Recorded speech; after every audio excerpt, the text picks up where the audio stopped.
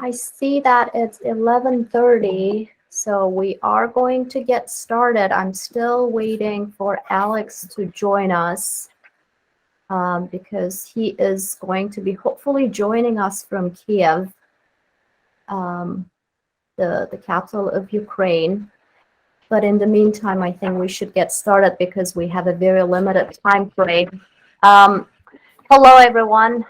Thank you so much for joining us today. I'm absolutely thrilled to have our distinguished panelists with us today who will provide their perspectives on the recent developments and the ongoing war in Ukraine. And they will also provide some perspective on the war in Ukraine from different parties to the conflict. There we go. Alex has joined us. Hi, Alex. So great to see you. Wow. Welcome. Yes, as I was saying, we are hoping that they are going to be able to provide the perspective of the political actors who are parties to this conflict. Our panelists include Professor Alex Komarenko, who is joining us from Kyiv, the Ukrainian capital. And we are, as I mentioned, delighted to see him with us today. In addition to Alex, we have Professor John Mazis from Hamline's History Department and Professors David Schultz, Joe Peschek, and Zhang from our very own political science department. Professor Komarenko was a Fulbright scholar at Hamline a few years ago. He was with the political science department, and he was very nice to accept our invitation to take part in this at this panel. So we are grateful that he is able to join us. Each panelist is going to have about 10 minutes to comment on the war in Ukraine, and then we are going to open the floor for discussion and questions. And if we have any audience member who would like to comment on the issue from their own perspective, we will welcome those comments. I will just be keeping the time, making sure that no one goes beyond their time limit. I don't want to be cruel in that sense, but given the limited time, that's what we will have to do. So without further ado, I am absolutely thrilled to give the floor to Professor Komarenko. Take it away, Alex. We are ready to listen to you.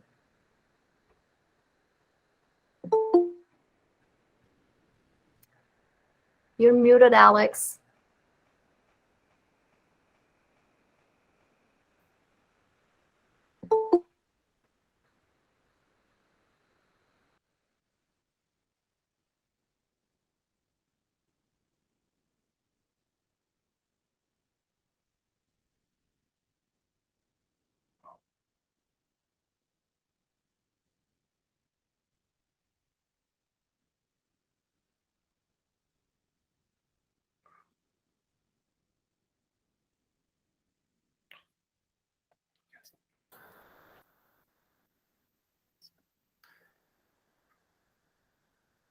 Alex, we can't hear you. And now? Oh, yes. Yes, perfect. You. Perfect. Very good. I'm sorry, colleagues, but you know, the situation here, it's at least hard. And that's why, you know, do you hear me, right? Yes, we can. Yes, we do. Perfect. Okay. So,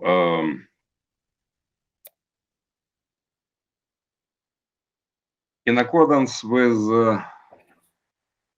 our agenda, what just happened, why, how, and what perspectives. Am I right? Yes.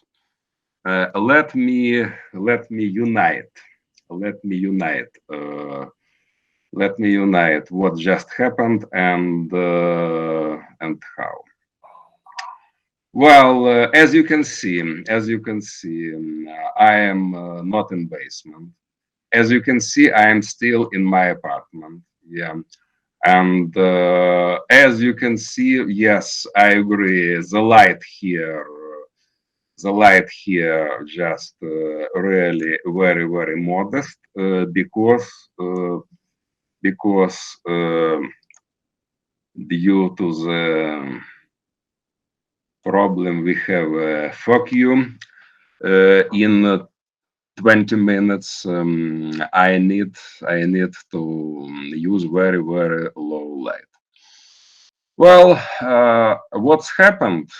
Well, hope you know as I do that a real war started, and since the early morning of February 2024, Russia undertook an open aggression against Ukraine. And that's why the situation is exactly like during the real war. And the problem is that for me right now, it's really not easy to avoid any emotions, right? But I respect you very much, and I respect myself, and that's why, as a specialist, I'm trying to avoid any emotions. Well, so what's happened? No, actually, hope you have discovered that Russian president declared that this is only a special operation. I'm very sorry, but just shells, bombs, missiles, etc. It's not a special operation, it's war. And really, the whole world, the whole mankind just really can prove that really the barbarian bombarding of Ukrainian cities or Ukrainian population. But again, without emotions, what's happened in reality?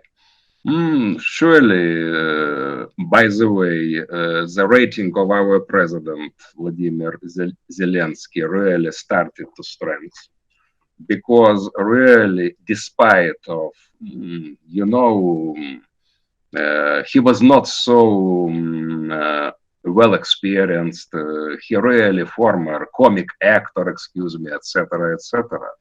But during such a catastrophe, he really showed that he is able to be a leader of nation.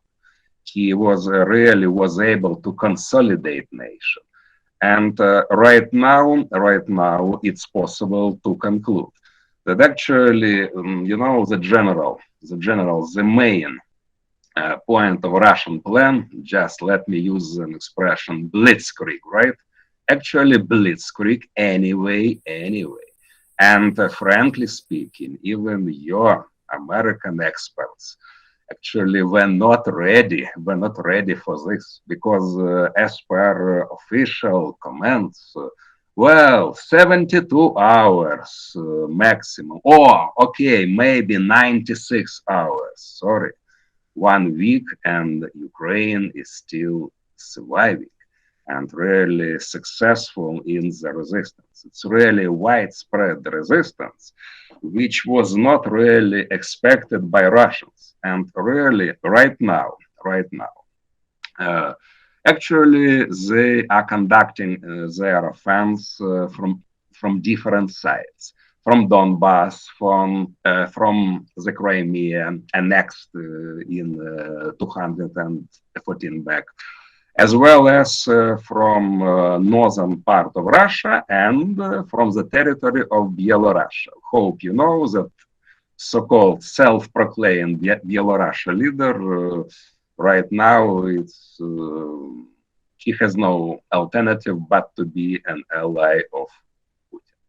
So right now, Russia's intention just to take in circle the biggest Ukrainian cities, like Kyiv, the capital, like Kharkov, like Mariupol, like Chernihiv, etc. But you know, definitely, just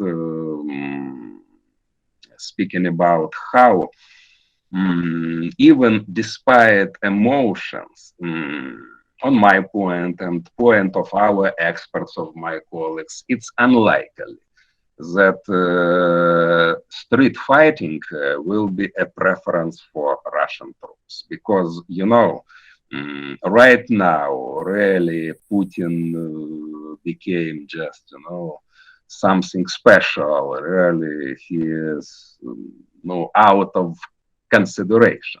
But you know, in case it will be street battles in Kyiv, in Kharkov, you know, the total number of victims will be 10,000s of people, and really it's war crime and no mistake.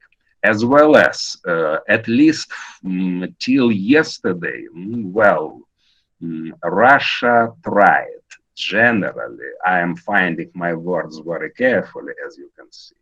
Actually, Russia tried not to undertake how massive air bombing, rocket attack on, you know, on civilian structure. I mean, on not on military objects. But you know, despite all of the advantages of modern weapons, it's impossible, right? And really, the cadres, the movies about, you know, uncompromising losers in Kharkov, when they even destroyed the well-known Orthodox church, to say nothing about the TV equipment, and so it's really became a disaster. Well, and as Blitzkrieg anyway, and so really it's an achievement of Ukraine. Blitzkrieg failed. And as you know, today the negotiations between Ukraine and Russia round second just started in Belarus. Now, actually, the positions of Ukraine as well as the position of Russia are known, right? And actually, yes, Ukraine would like to use any opportunity to stop the bloodshed, to stop really the war, because it's a real war. And probably we'll speak about the international implications, but anyway, it's war, and no mistake. As Angela Merkel told, it's really the new page in world's history after the end of the Second World War, as well as after the end of the Cold War, because the previous system of international relationships simply had been broken, right? And that's why right now it's a new page, because open aggression in Europe and the weakness of United Nations, of NATO bloc, as well as our Western partners, it's also became a well, what's necessary right now, right? And hope you remember, Ukraine persistently asks this. Yes, it's understandable. Just transform to the question why. As you know, despite the persistent activity, demands, requests of Ukraine about the membership in NATO, about the membership in European Union, the results are known to you, right?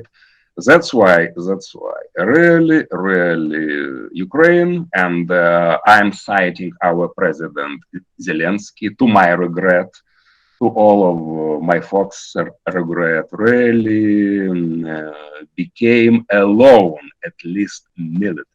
It's fact, my dear colleagues, it's fact, because Ukraine military struggled by itself. Yes, and that's why, yes, we are not a members of NATO. but I don't know the exact English equivalent. But simply, please close the sky in Ukraine, because yes, thank you very much. We received javelins. Hope you know what I'm talking about, right? But sorry, we have no any kind of anti-air defense weapons, right?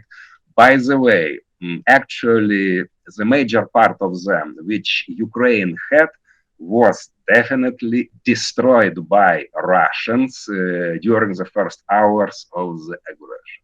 And right now, as I understand, really, despite all of my emotion, I am not a naive person, and definitely Russian army is bigger in comparison with Ukraine. Russian army is better equipped, and etc. etc. But right now, definitely Russia, first of all, has an advantage in the air, is in the air. That's why the task, just to close the sky in Ukraine, because in this case, Russia will not have such an advantage anyway.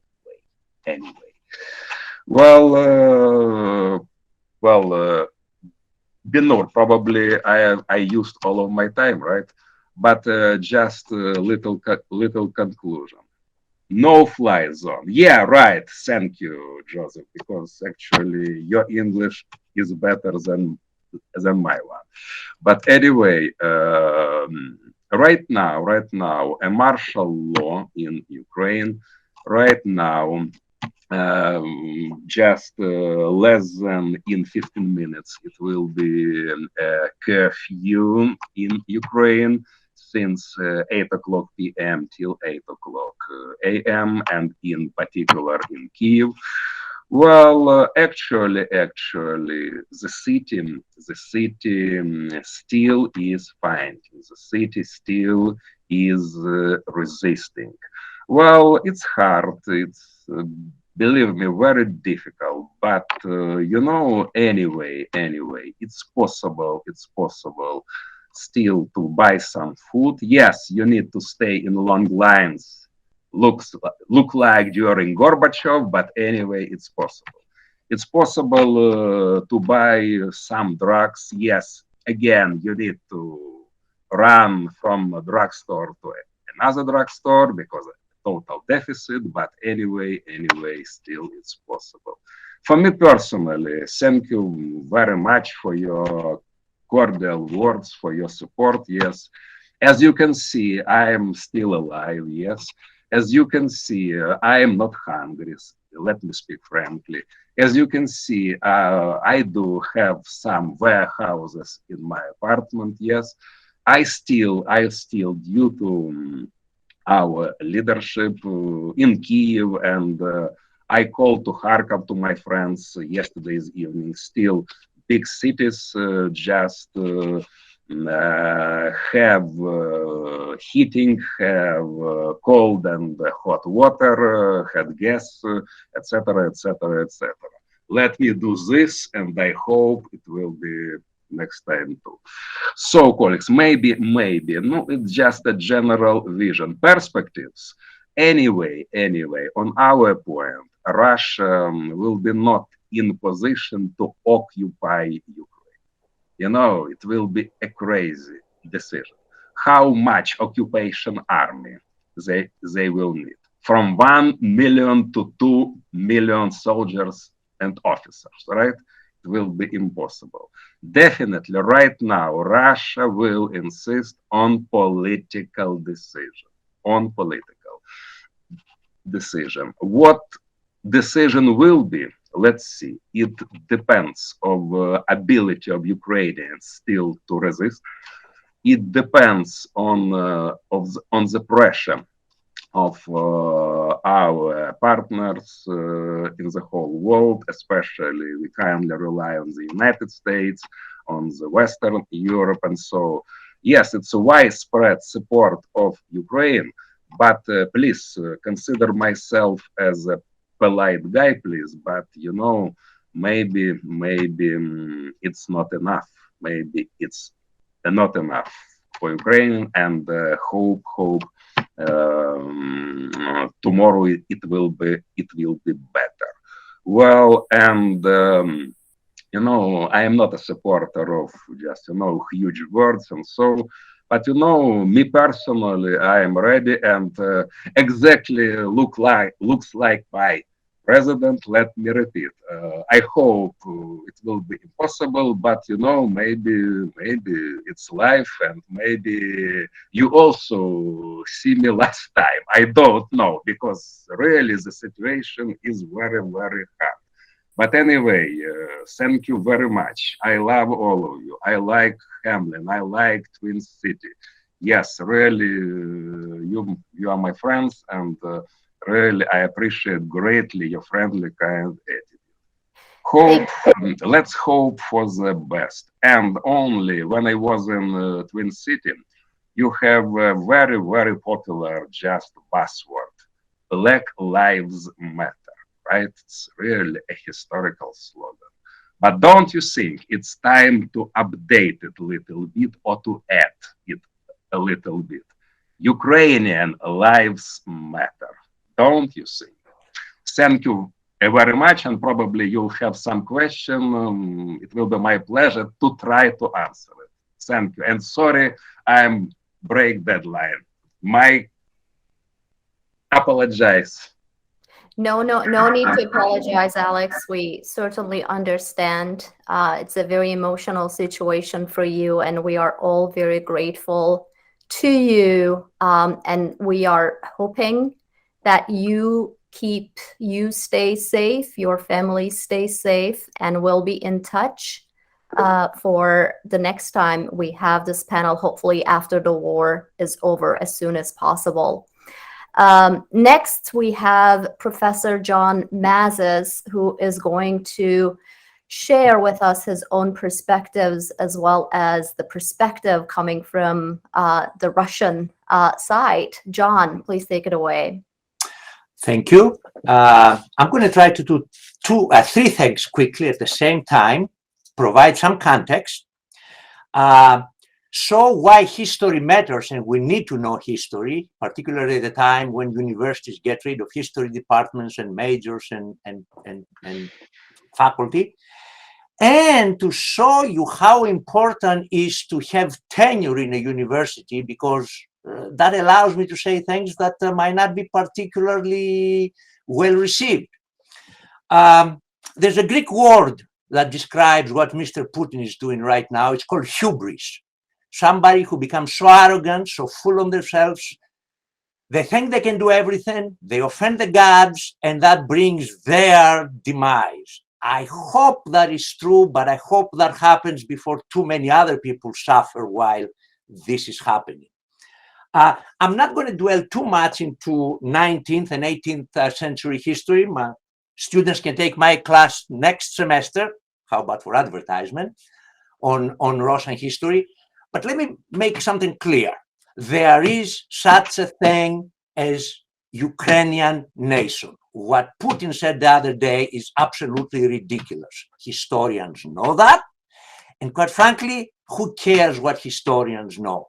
The people of Ukraine who took to the streets and took guns proved to all of us that there is such a thing as a Ukrainian nation. End of story. Now, here's the problem. The area that we know as Ukraine, sandwiched between East and West, has had for quite a while a Russian-speaking minority. Now, I'm not going to say that this Russian-speaking minority is for Putin, but it is there, and it has been sandwiched in between. Indeed, I suspect, without knowing, that right now, most of us, even before the war started, they had no desire to live under the tender regime of Mr. Putin, even if they wanted to be Russians or whatever. So keep that in mind. The more recent history is interesting. In 1991, when the Soviet Union came apart, or shortly after, The Russians insisted that the West have promised that NATO will not be expanded. And of course, that is not written in any treaty. The Russians insisted it was talked about, and they were right, because we found the informal notes that people kept, American and Russian diplomats. And it is mentioned by everybody more than once. Now, the American side says, A, it was informal notes with no real meaning, or Jim Baker, the then Secretary of State, wanted that, but the president said no. The view of the Russians is, we were told we will not expand eastward, but we cannot write that down. So I don't know who is right, but it is quite plausible that either side is right in this direction. But I must say, most people who knew about Russian history and modern Russian situation were against the expansion of the West eastward. George Kennan, the Cold Warrior, the architect of the policy of containment, said, this is a mistake, don't do it. But we did it anyway. Now, I'm not saying, actually I had an argument with a good friend of mine who comes from that part of the world, not Ukraine, but Eastern Europe, said, doesn't my country have the right to decide its own fate? The answer is absolutely, but is it the smart thing to do?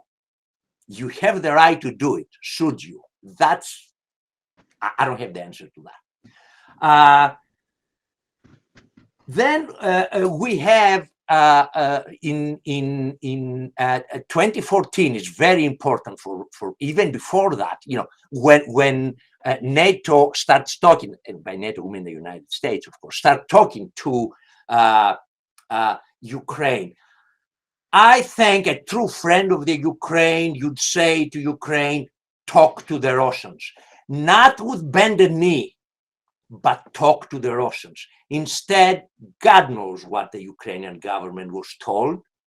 We know, for instance, and I think it was a mistake, in 2009, the president of Ukraine proclaimed Stepan Bandera as national hero, a guy that killed Russians, or not him himself, but you know, it's a red flag from the Russians. It didn't do much good, but it is what it is. In 2014, with the Maidan uprising, was it a popular uprising? Absolutely.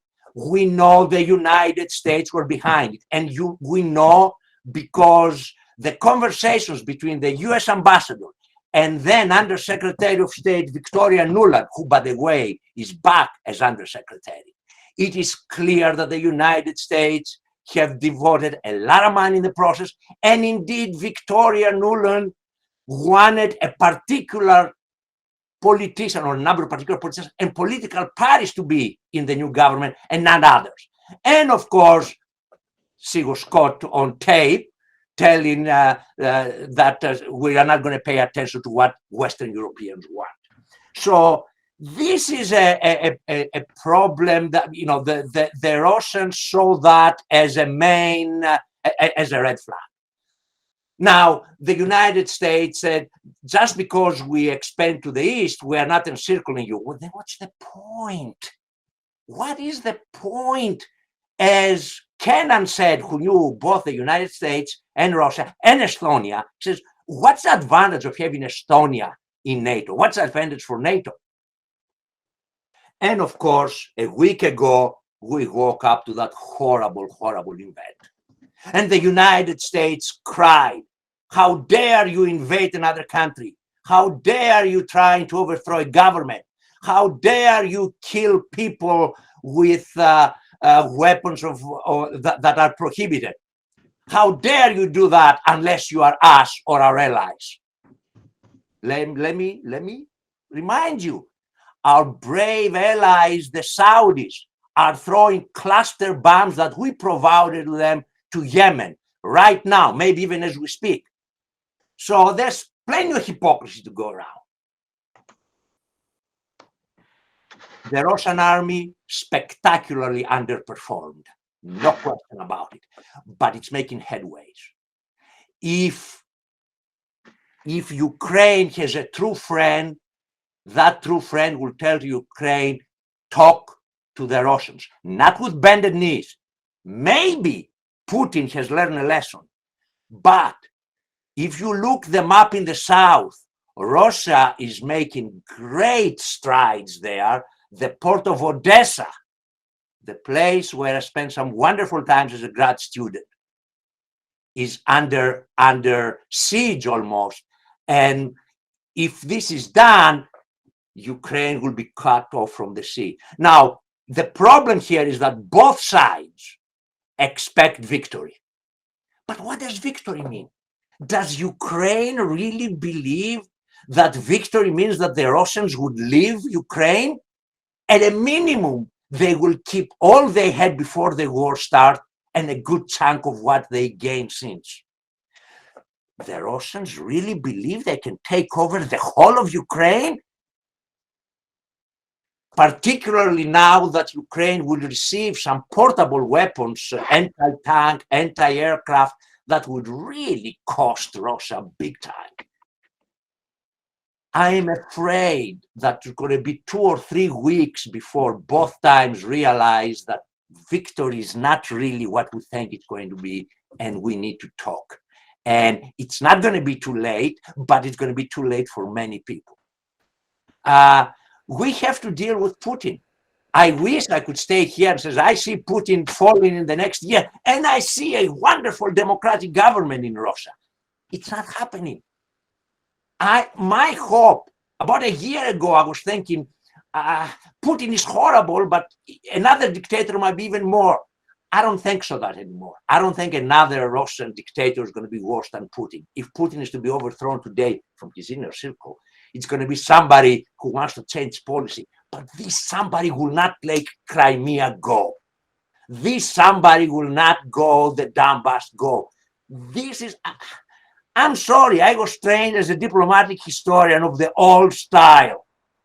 So power still means something. I also hope we are careful. We impose great embargoes and sanctions to Russia.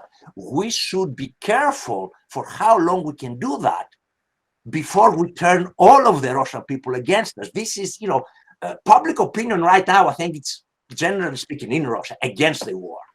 I mean, if we see even 1,000 people in the streets, that means there's 1 million who agree, but they cannot come out and say it. So I think the Russians are against the war. But again, to go back to my training as a Russian historian, there is this creeping feeling that the West is against us. They're coming to get us. I also have to say, I don't see Ukraine entering NATO. It is too volatile of an area for NATO to get involved. And even the no-fly zone, it is very difficult to happen. It will help if it happens, no question about it. But the idea that the US will down Russian airplanes and nothing will happen, or that the Russians will down American airplanes or whatever airplanes and nothing will happen, the price is too high. And I think our friend and colleague Alex is right. With all our good wishes and the help that we try to provide, Ukraine is alone. And Zelensky said it that. And by the way, this guy appeared out of nowhere to become a real leader in his own country and an international sensation. John, I hate to do this, but maybe 1 more minute. 1 more minute. So this is it, really. We have to be careful. What brought us here from the American point of view is our triumphalism. The idea we beat the Soviet Union and Russia now has nothing to say and it will stay in the corner and we can do whatever we want. We go wrong. Those sanctions might bring Russia back to its knees again. They're very, very, very draconian measures. But Russia is not going anywhere. It's still going to be there. And guess what? Next to Ukraine. Ukraine is not going to move to the West physically. So I'm sorry. Ukraine will have to cut a deal with Russia again, not to give everything, not to, Zelensky is not going anywhere. I think the Ukrainian people will not let him go, nor should they. I am not here to advocate Ukraine cedes all power to Russia, but things are looking bad now, and 2-3 weeks from now will look even worse. Thank you. Thank you, John, for passionately commenting on the Russian perspective. We appreciate it. Professor... Not the Putin perspective, though, please. Oh, no. We understand that. Professor Peschek, please take the floor and give us your kind of views about the US-NATO perspective. Okay, and feel free as timekeeper to cut me off because we've still got a lot to do in a very limited amount of time. You know, I really appreciated Professor Mazis' look back as a historian and also the events of 2014. And just to sort of give you my perspective for what it's worth, I mean, I think I agree with John in some of his observations. And actually, at that time, I wasn't sympathetic to the Russian point of view, but I thought it was kind of understandable in geopolitical terms.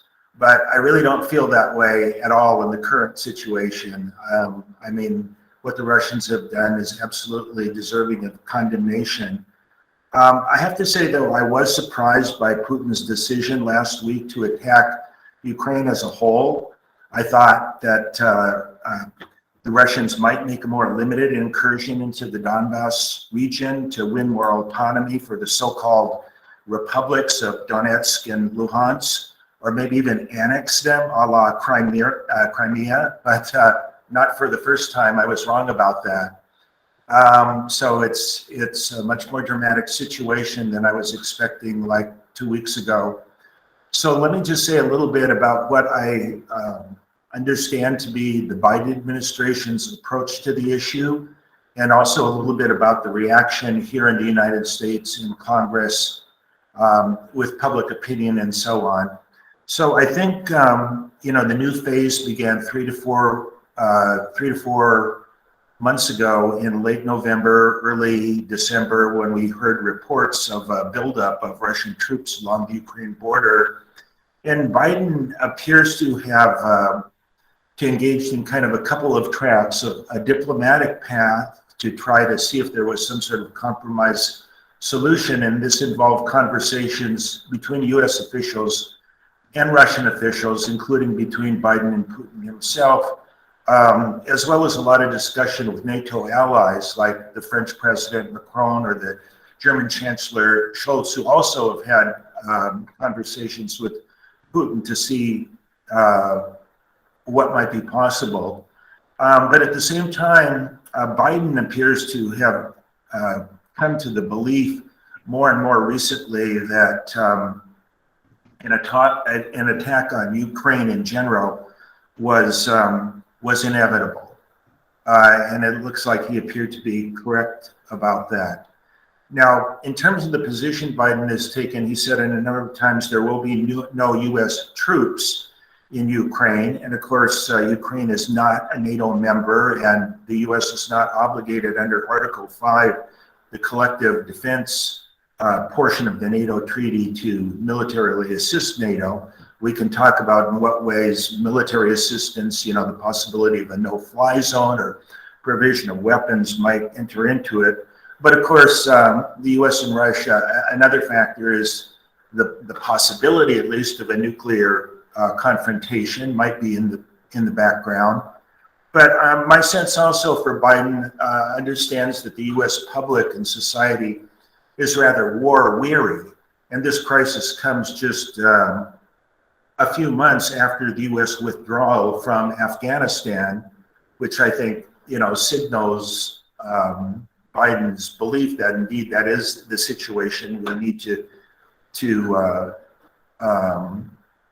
perhaps we're militarily overcommitted. Unlike Afghanistan, just a little point, the US did take steps to evacuate most of the US Embassy staff from Kyiv and not have the kind of fiasco we saw in Kabul. So I think the one interesting thing about the Biden administration's approach is that they've been trying to undercut the Russian arguments even before they're put forward by releasing declassified information about Russian troop movements and even possible plans for a false flag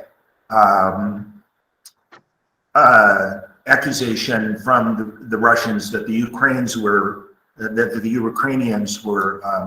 attacking and carrying out genocide and so all of this. And so satellite imagery, intercepted communications, even social media posts by deployed Russian soldiers have provided some evidence on this front.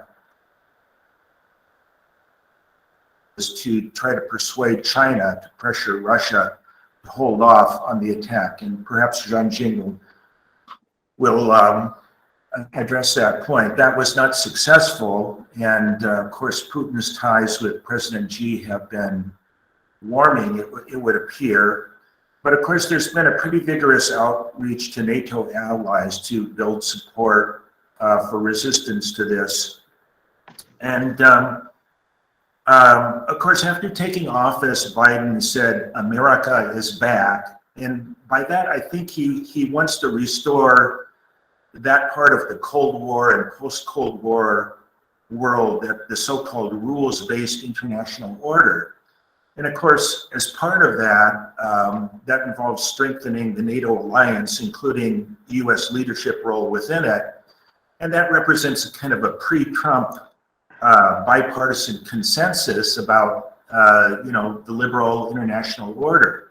Now, again, I've been critical of this elite consensus for a long time and wondered whether the expansion of NATO into Eastern Europe was such a good idea. I mean, as John said, yeah, you have the right, but is it a smart thing to do? Precisely because it would be a provocation to the Russians. And that's an open question we can discuss. But I think, I guess what I would say is Biden has done a pretty good job of not framing the conflict as just a US versus Russia conflict, with the result that there's pretty widespread condemnation of the Russian attack internationally, including by many, if not all, sectors of the international left. I was just reading a statement of a Russia Socialist Against the War Coalition. And of course, we've also seen some protests. Again, John was speaking about the impact on Russian civil society and how extensive that is. Okay, but I think that Russia is relatively isolated. The UN General Assembly yesterday had 141 countries condemning Russia's attack. There were 5 countries that voted against it: Russia, Belarus, North Korea, Syria, and Eritrea. 34 countries abstained. Just turning momentarily to the domestic scene, it's hard to tell about public opinion. I haven't seen too many surveys since last Thursday, the onset of the full-scale attack. I don't think Russia has much support in domestic public opinion, but yesterday the House of Representatives voted 426-3 to pass to support Ukraine's sovereignty. There were just 3 votes against it. I think even Lauren Boebert and Marjorie Taylor Greene voted in favor of that one. And Congress is considering a request from Biden for $6.4 billion for Ukrainian assistance, both security and humanitarian, that could go higher. I don't know if this is really worth mentioning. I mean, there is a part of the US right wing, this sort of right wing authoritarian nationalist segment that is sympathetic to Putin, represented by figures like Tucker Carlson, Hillbilly Elegy, and US Senate candidate J.D. Vance, Steve Bannon, Patrick Buchanan, and they like Putin because they think he's carrying out the culture wars in Russia in the same way that they think the culture wars in the United States should be carried out. Whereas Rod Dreher, who's a conservative pundit, wrote I adamantly oppose risking the lives of boys from Louisiana and Alabama to make the Donbass safe for gender queers and migrants. So that represents that point of view. Now, it's very difficult. I think my time is probably about up. There's a possibly apocryphal story reported by Peter Baker in the New York Times that when Biden met Putin about 10 years ago, Biden said, "I'm looking into your eyes and I don't think you have a soul." Putin smiled, "We understand one another." I mean, it's very difficult to understand Putin's objectives, and has he even really clearly stated the objectives in the current campaign?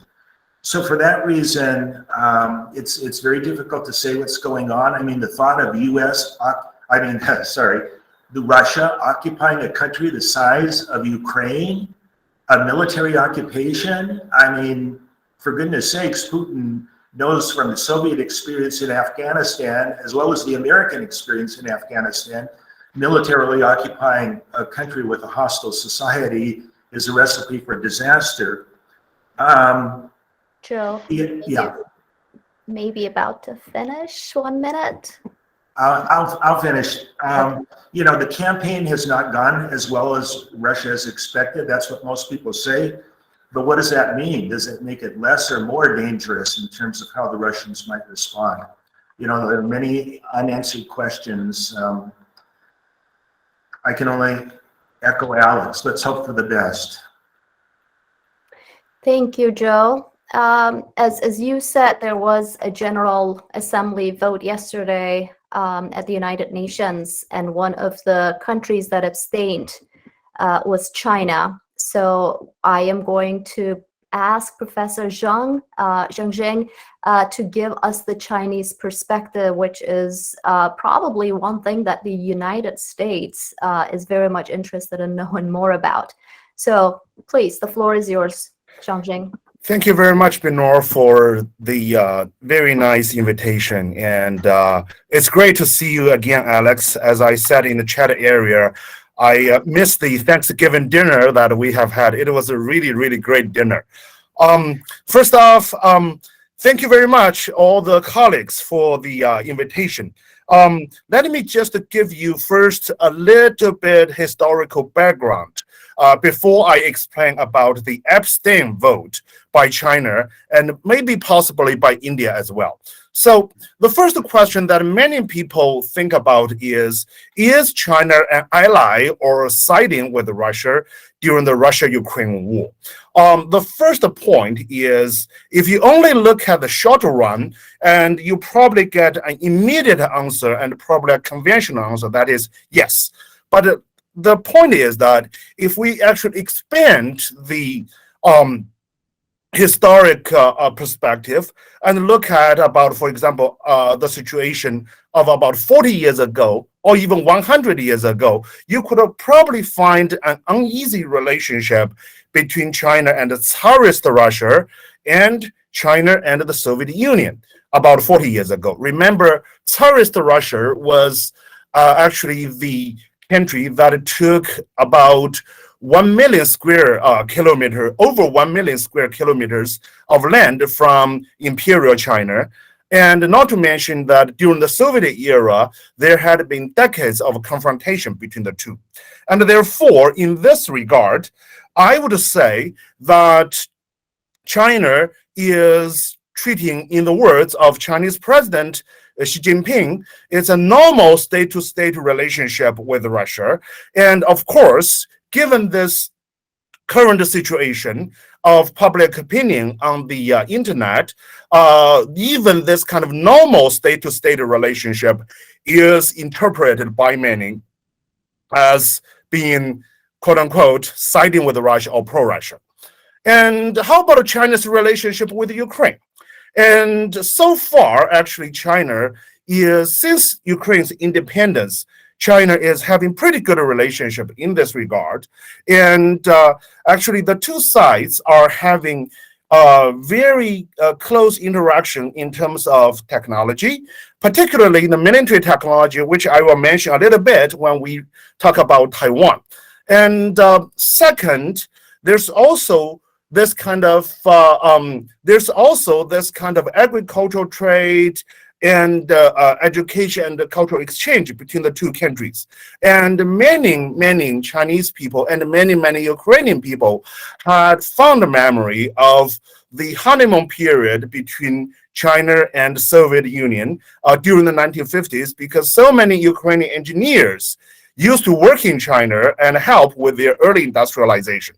Therefore, it helps a lot if we can look at the historical perspective and interpret or decode the speech by the Chinese ambassador to the United Nations when they abstained.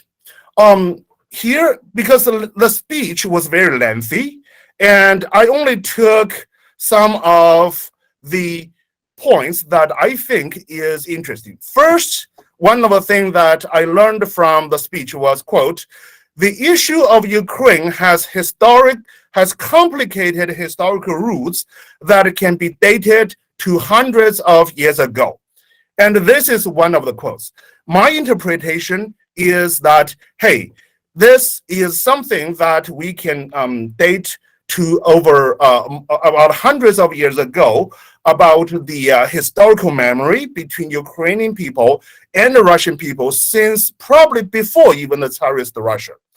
And therefore, do not just blame one side for solely for the war. This is one of the quotes that I find interesting.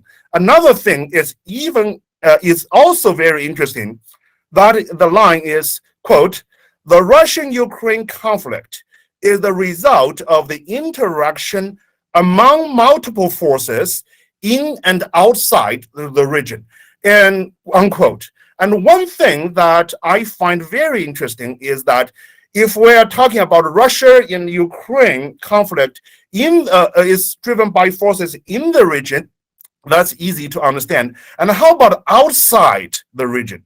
And in this regard, is there any other forces that are driving the conflict outside the region? And this was not explicitly pointed out by the Chinese ambassador to the UN, but this actually drives a lot of people to think. And then here is another very interesting interesting quote. The Chinese ambassador said, Russia's reasonable consideration of their national security should be seriously considered, unquote. And what does it mean by saying reasonable consideration of their national security? Every country has the right to their sovereignty. Every country has the right to worry about their national security. But what do you mean by saying reasonable? And so this is also something that drives many people to think as well. And finally, one of the interesting quotes, this is not by the Chinese ambassador to the UN, but this is the conversation taken from the conversation over the phone between the Chinese Foreign Minister Wang Yi and the Ukrainian Foreign Minister Kuleba. And the comment goes like this, quote, Ukraine should be a bridge between the East and the Western world rather than the front line of East-West conflict, unquote. And this actually, with all these quotes, we can probably have a better idea about why China abstained and why actually to a large extent, we can also understand why another rising power, and which is also one of the BRICS country, India, abstained.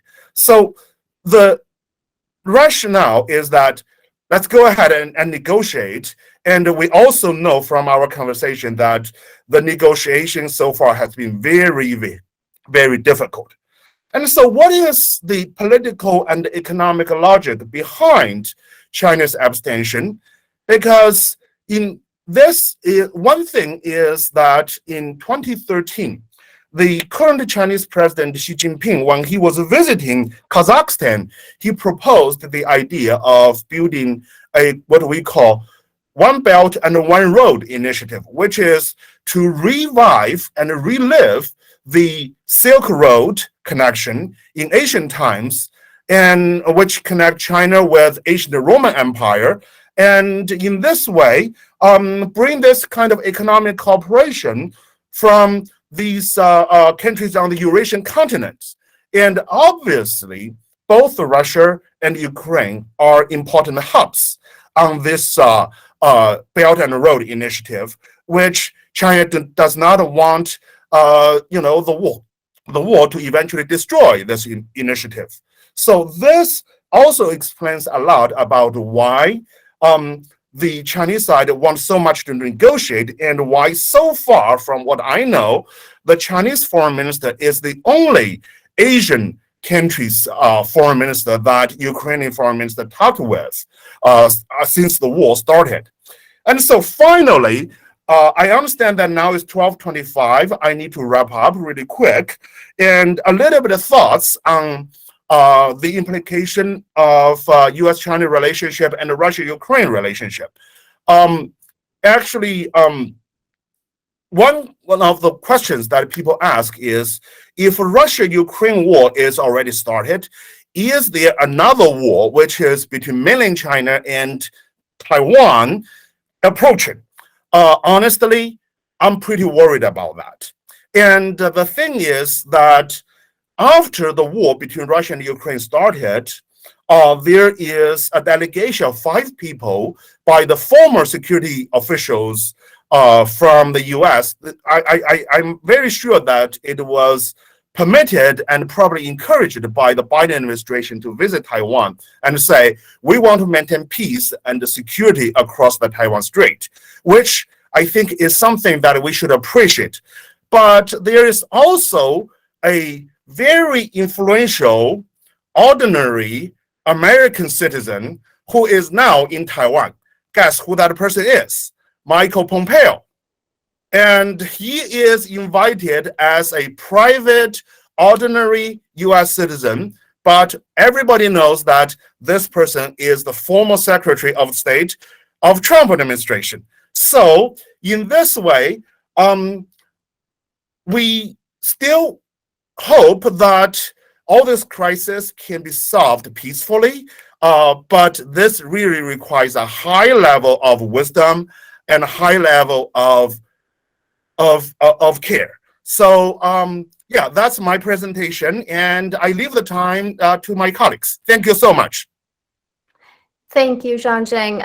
I've been teaching international security for the last 20 years, and things are getting more and more complicated on a daily basis. And there's just so many things that we can talk about.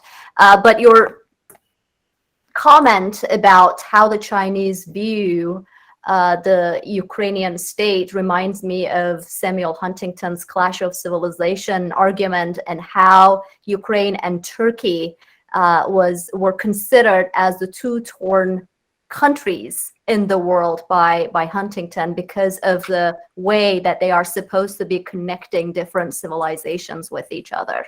So thank you so much. Last but not least, we are going to have Professor Schultz, who is going to provide the European Union and international law perspective and anything else that he wants to say before we wrap up. Thank you, David. Please. Great. Thank you, Binnur. A couple of opening comments here. There's no question that the U.S. is not an angel on international affairs, and has oftentimes made mistakes. 2, there's no question that there's a lot of history that one could talk about in terms of leading up to what happened last week. But I'm going to argue that both of those are completely immaterial. And what my focus is going to be on is on the international law aspects regarding Russia's invasion of Ukraine.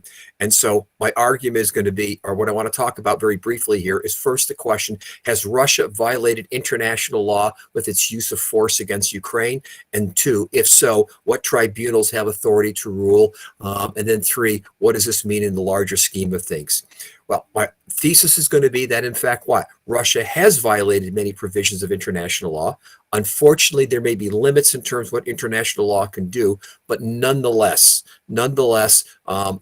adjudicating Russia's actions from the perspective of international law tells us something very significant about international law itself, and also, let us say, about the future of the global order.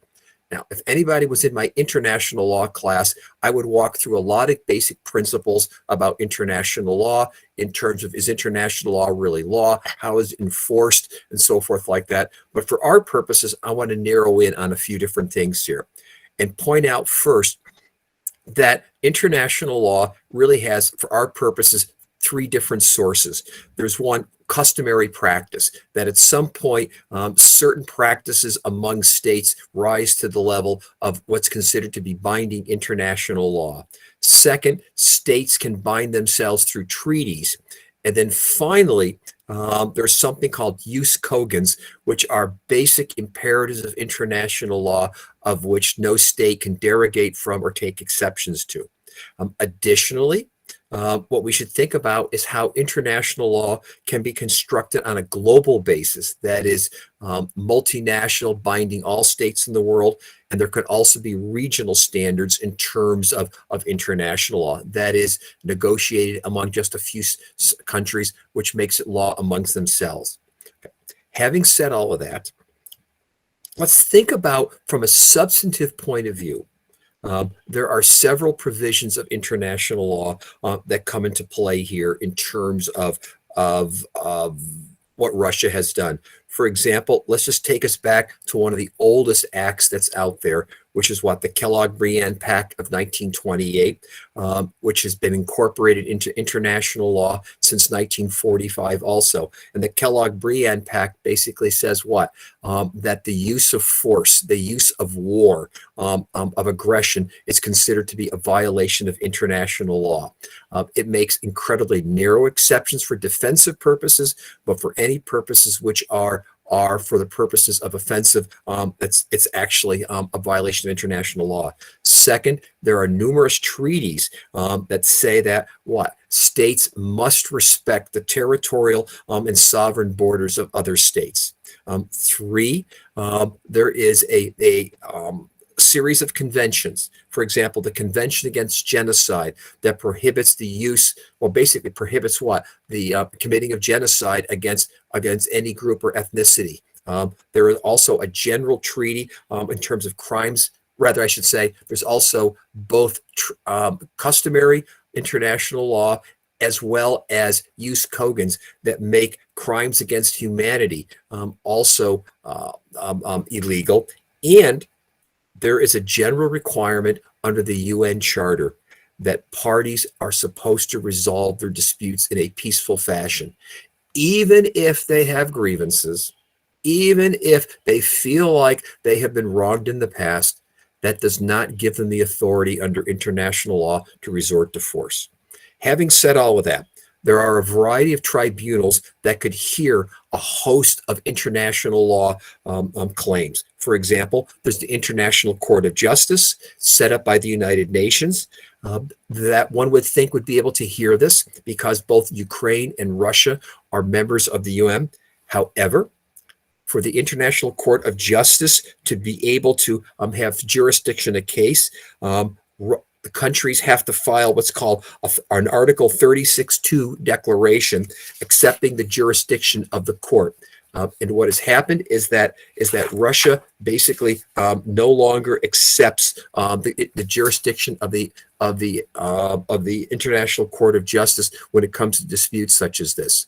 Two, there could be a possibility of going through the International Criminal Court, set up in the last 15 to 20 years in terms of being able to resolve disputes. However, Russia and Ukraine are not members and neither can refer cases to the International Criminal Court. Third-party states may nonetheless refer, and the ICC prosecutor said he was opening an investigation into war crimes that could include Putin, heads of state, or any other soldiers involved in disputes. Additionally, many countries around the world, such as Spain, for example, often have long-arm jurisdiction with their domestic courts to be able to try individuals for a variety of international law violations. That's a possibility. Additionally, we know that the Security Council can take a vote in terms of if it gets a vote among its members to basically say that somebody has violated international law, that would then become what? Binding and enforceable. However, Russia as a permanent member vetoed it. And then finally, the UN General Assembly can issue resolutions which are still part of international law, but are less binding. And as Binnur pointed out, was it yesterday or the day before, by a vote of 141 to 5, the General Assembly voted to condemn. So if we think about it, we have all those as a basis, but none of those seem to be doing anything. However, there's one last source. The European Convention on Human Rights. As part of the Council of Europe, of which both Ukraine and Russia are members, they both are sworn to uphold and obey the European Convention of Human Rights. Ukraine has already asked the European Court of Human Rights for interim measures to order Russia to halt military action. This would be the 10th time that Ukraine has filed complaints in the European Court of Human Rights over a variety of disputes. Here, it is possible that one could bring suits in terms of what? Prohibition of expulsion of nationals. And also one could maybe argue that what Ukraine is, or rather what Russia's doing here, is a violation of basically some type of discrimination on the basis of what, among other things, religion, language, social origin, ethnicity, et cetera, et cetera. My point being is that there are many bases of international law that cover this. Unfortunately, there may be many tribunals that are barred from being able to rule on this simply because of the fact that one or both of the states don't recognize its jurisdiction. Nonetheless, if the International Court of Justice still takes the case, of which is possible, it might still say that what? Under the Genocide Treaty, of which Russia is a member and did not say it was going to opt out of certain provisions for enforceability, it could nonetheless rule. In court rulings, I'm done in 10 seconds, if the court rulings are issued, it's still an important statement about international law and an important statement about the fact that we accept states to follow international law. And that's exactly what the challenge is here. Russia's challenge is basically challenge the post-1945 order that says we're supposed to resolve our disputes in a peaceful fashion. Thank you. Thank you, David. I think that's one of the main implications of what is happening in Ukraine at the global level, right? What is going to happen to the world order that we have accepted to be the case for a very long period of time? What is going to replace it, and whether or not we are going to be able to create something new without resort to violence by more members of the international community. We have about 8-9 minutes left. I am willing to stay longer if there is any interest, but I am going to ask the audience if they want to make any comments or ask questions to our panelists. I know people have classes or other things that they need to get to, but please raise your hands or just turn on your microphones and start speaking.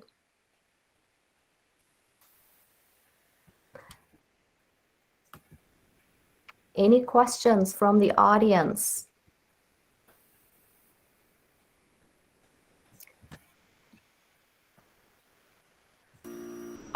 This is Natasha Yates, and I have a naive question for Dr. Schultz or David. It sounds to me like there's a number of international laws and tribunals that are in place to help with world order, but it also sounds like Russia can just say, no, I'm not going along with it. And so on a international law, is there something that could be done that would be effective to stop Putin, that Putin couldn't just say, no, not going along with it? Yeah, it's a good question, Natasha. And on one level, a lot of the framework of international law really is a degree of voluntary compliance in ways that obviously differs from domestic law. But on the other hand,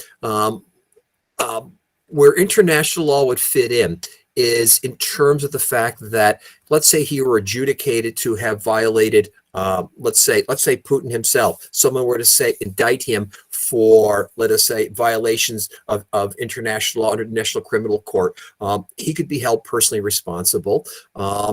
Many of the soldiers could be held personally responsible, and that may not stop what's going on right now, but it still makes an important statement. But what I'm going to say also, though, is the fact that in the last 7 days, we've seen an unprecedented use of economic sanctions at all in terms of targeting Russia.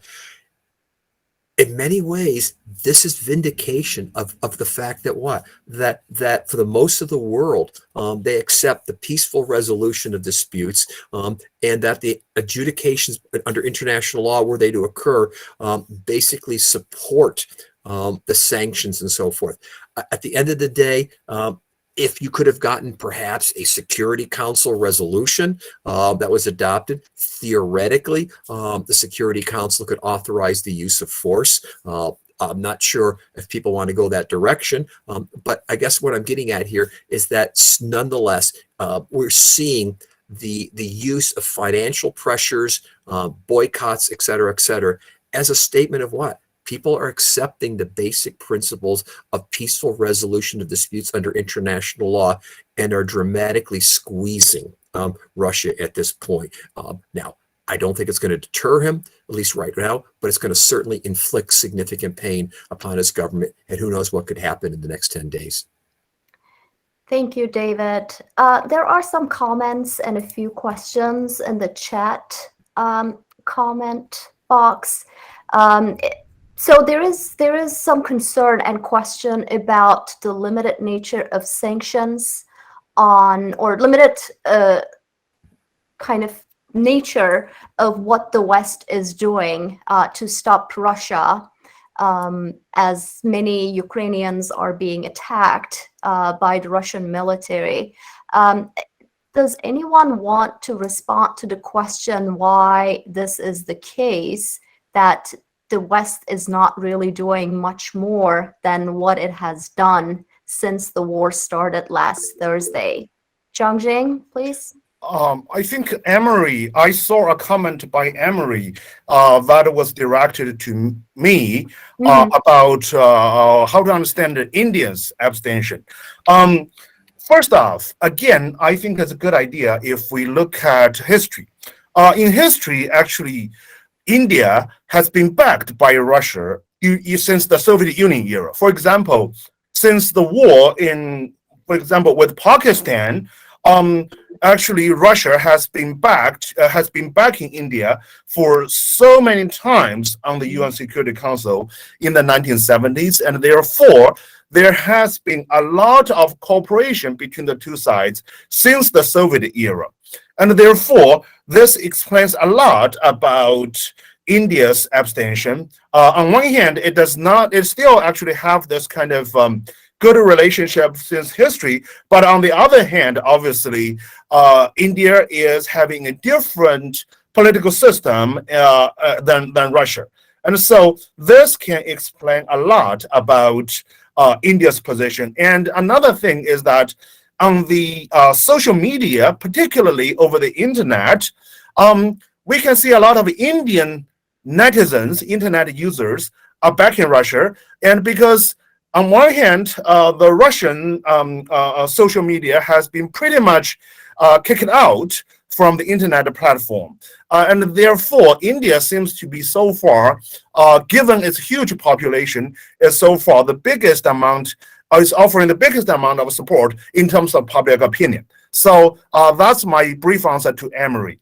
So then I will just leave the time to the other people. Thank you. John.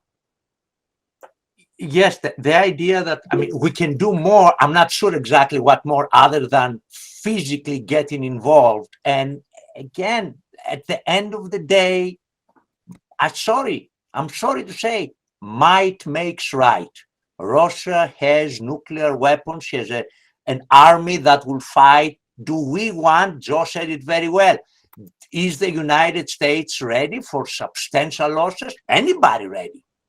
That's how it goes. And somebody wrote about NATO, that Ukraine joined NATO. With a part of your territory already under a foreign invader, the moment you join NATO, what NATO will have to say, Russia, get out or else. What is the or else? So it's a tough spot for poor Ukraine. Thank you, John. Alex, there's a question for you from Professor Imbo. What pieces of disinformation and misinformation are most noticed by the Ukrainian people?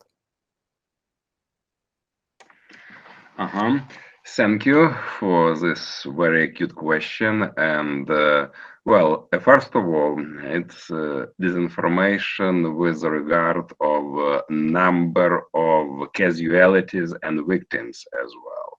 Because probably, maybe some of you have had, I cannot find another expression, but a ridiculous comment of Chechen leader Kadyrov, that only 2 our Chechens were killed and only 6 Chechens were bound. No, sorry, no comments, because everybody knows, and actually, as per the documentation, that the situation was and still is quite different. Also, you know, one of the key positions of Russia is that they are undertaking all of the artillery, missiles, and bombing attack only on the military infrastructure. So only one question in this case. Orthodox Cathedral in Kharkov, it's also military infrastructure. Or the whole region in Kharkov called Saltovka, probably David knows about him. So military structure. And really the worldwide news, it was possible to put it in smartphone, and actually it became really the information for the whole world. The Kharkov regional administration, located in the biggest square in the Europe, the Square of Freedom, by the way. And actually it's not a military infrastructure anyway. And also, well, but you know, in this case, on the other hand, all of us and me personally should know that information war is the direct part of present day wars. And definitely, right now, it's indeed hard to evaluate exactly correct information from each side. Definitely, Ukrainians support Ukrainian information, but it's not a secret to everybody, in case we are talking on the level of specialists, that each side in the conflict definitely openly works in favor of their native country. That's why right now it's very hard, you know, to conclude any direct forces. But you know, open lie of Russian Federation really became evident. It's fact. Thank you. Good question. Thank you, Professor. Thank you, Alex. Thomas Friedman in New York Times wrote a piece, I think it was last Sunday or maybe Monday, about how this world war was very different from, or how a new world war is going to be very different from the previous 2 ones that we saw in the history of the world. And it was because how wired we have all become. So the definition of victory in a war is going to be very different this time around. It's all about the PR. It's all about what kind of information is being shared. And it's also about how that information is going to impact the people around the world. I see that there was a question about China's one nation policy and whether or not there is a Russian version of that same policy. Does anyone have an answer to that? John, is Is it something that the Russians also see in their Well, relations with former Soviet republics? that's what makes the latest move by Putin so dangerous, because he's not really, it's not about NATO. Part of it maybe. He wants to recreate to the degree that he can the Soviet Russian Empire. And that means that if he's not stopped now, and again, I'm not meaning totally marching into Moscow, but if he's not stopped now, and maybe the punishment that he receives in Ukraine, regardless of the end game, will make him think twice. That's what makes him, he's a true believer. And that's what makes it. He's a true believer in the goodness or whatever of the Russian Empire. And it's not, he doesn't have a limited vision. Right. Reminds me of another leader in that area who's remembering an old empire he would like to recreate. Yes, I know you're talking about my president, right? President Erdogan. He is caught in between. Turkey has been following a very balanced approach right now, and Alex will probably have some things to say, but yeah, the airspace, Turkish airspace is still open to Russian airplanes because of the Russian involvement in Syria. To be honest with you, that's a huge issue for Turkey. And of course, Turkey is a member of NATO, and he needs to navigate that situation very, very carefully and very thoughtfully. There is a question from Marcela Kosahova. Our dean, thank you for being here. What do the panelists think of Georgia's application to join the European Union? Does anyone have any response to that? David, are you still here from the European perspective? Well, one of the things I think this application is going to make us think is, what is the border of the European Union? Are we really talking about, a geographical location, or are we beginning to shift our focus to how people think about what European Union stands for politically and economically? I think this will put the European Union in a very difficult situation to think about the future. Alex, please go ahead. Thank you very much, and I'm very grateful to Marcela that you are here too, and you are asking a very interesting and acute question as well, because hope all of us remember that actually Russia, not for 100%, but 80–90% Russia now repeats the Georgian scenario of 808. Hope you remember South Ossetia, hope you remember Saakashvili, and hope you remember Russian military enforcement of peace or pacification of Georgia. And actually the scenario in Ukraine, for the most part, became the same. Actually, I really appreciate the highest level of our discussion. It's really the meeting of specialists. It's really my pleasure to be here. Anyway, and Georgia also after such a pacification, officially they broke diplomatic relations with Russia, and definitely Georgia all of the time also would like and still would like to join NATO and the European Union as well. And just the time now, it's really understandable and quite acute as well, because in the prism or through the prism of Russian-Ukrainian war, maybe Georgian leadership figured it out. It will be more useful and more effective for their country also to declare the official willing to enter the European Union. And let me add that actually the same was done by the leadership of Moldova as well too. They also, together with Georgia, just expressed their will just to be a member of the European Union as soon as possible. So it's really became a new political trend among the countries of post-Soviet space. Whether or not it will be successful, well, let's see. Let's see. Thank you. Thank you, Alex. Yes, I'm thinking on the one hand, inadvertently, Putin might become the father of the United Europe, but for Georgia, it takes quite a while for the European Union to allow another country in.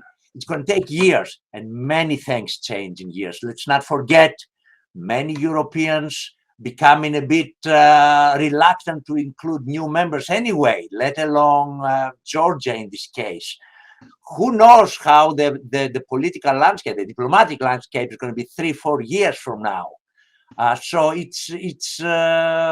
I can see why Georgia wants it, but whether or not the European Union will be, or at least everybody, again, we need consensus. So it's getting more and more difficult for the Europeans to find a consensus, and hopefully we're not going to have countries being invaded to cause that consensus to appear.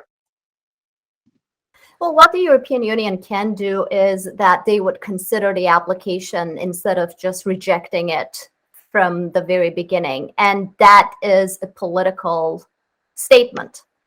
And that's an important statement at the global level. And what will Russia make with that information is something that we have to see.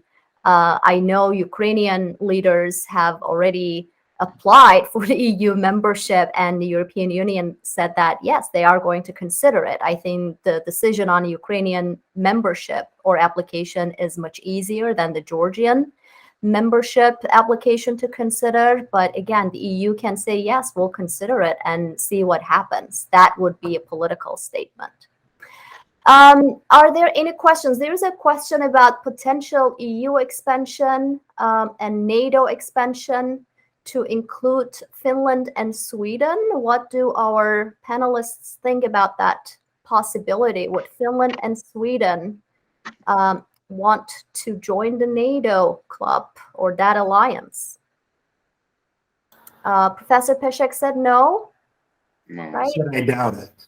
You doubt it. Okay. Do you want to expand on it? Maybe in the next 3 minutes, and then we are going to end our panel. Finland, Sweden joining NATO because of what happened in Russia? No. Garrett, I just don't see it happening. Thank you. Agree with you. Absolutely, Joseph. Thank you. I'm relieved, Alex. Well, thank you to everyone for joining us today. I know that this is an ongoing issue, and depending on what happens in the next week or so, we may try to get together again. I will see what we can do. And my special thanks go to Professor Komarenko for joining us. We are really grateful to see you and that you are safe. And we hope the best for you and for your countrymen and women. And please be in touch. And thank you all. I think this is the end. And thank you to other panelists who joined us. I know I see you guys all the time. So I will thank you in person and get you coffee. How about that? Thank you. Thank you very much. Alex, if you want to stay on, I will be on for some time. So if you have time. Well, I have time, Binnur, because first of all, I apologize that really in 1 minute to the beginning I joined, because it was any kind of mysteries, because suddenly I was disconnected with Google, I don't know why. No, probably something happened in cyber, Okay. you know, area in the capital of Ukraine. And really, I was, you know, disappointed. I was angry.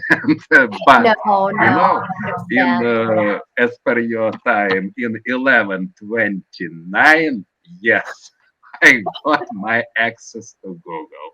That's why really I That's quite all apologize. right. So glad Really, you made it. probably something from the sky just helped us to meet. Thank you very much. Oh, thank you. And Well, go ahead. Binnur, let me express my deep gratitude to all of you and to you personally for your efforts, for your wonderful managerial work with regard to prepare and to gather all of us. Indeed, thank you very much. I appreciate. Oh, And thank you. let me speak honestly, you know, right now I really feel indeed better because when I just see all of you, because all of you, my friends, we work together, and so you know, right now, really, I indeed feel better. Thank you Oh, for this. Thank so you glad very to much. hear that. Thank you. And really, by the way, in case, Binnur, it will be interest, and please understand me right. In case I'll still have an access to internet, because you know, I don't know what it will be. Sorry. Yes, but indeed, I am ready to continue our meetings in any schedule, in any size, in any agenda, and so. Please, I am ready. It will be my pleasure, and I am telling you this beforehand, right? Thank Because you. really, but only I need two things. I need in advance an access to internet, Of course. and sorry, I need strongly and even more the absence, how to say, more polite and not worry you, the absence of serious force majeures on the streets of Kyiv. Because Wow. time I have heard, you know, just the explosions of, excuse me, of bombs, of rockets. Yes, let's speak frankly. Not near me personally right now, but what it will be tomorrow, I don't know. Hmm. And actually, we started to adapt ourselves to this, right? But anyway, again, thank you. And indeed, I am ready. It will be my pleasure to continue to talk and to speak with you. Thank you, Because Alex. really, Yeah. yes, it's Joe? very, very top topic of the whole world. And probably I can tell just you the chronology of the development of the events with our remarks, and really we can discuss it as soon as possible, right? Just from the very, very beginning. I am ready, Thank Binnur, you. for this, and thank you.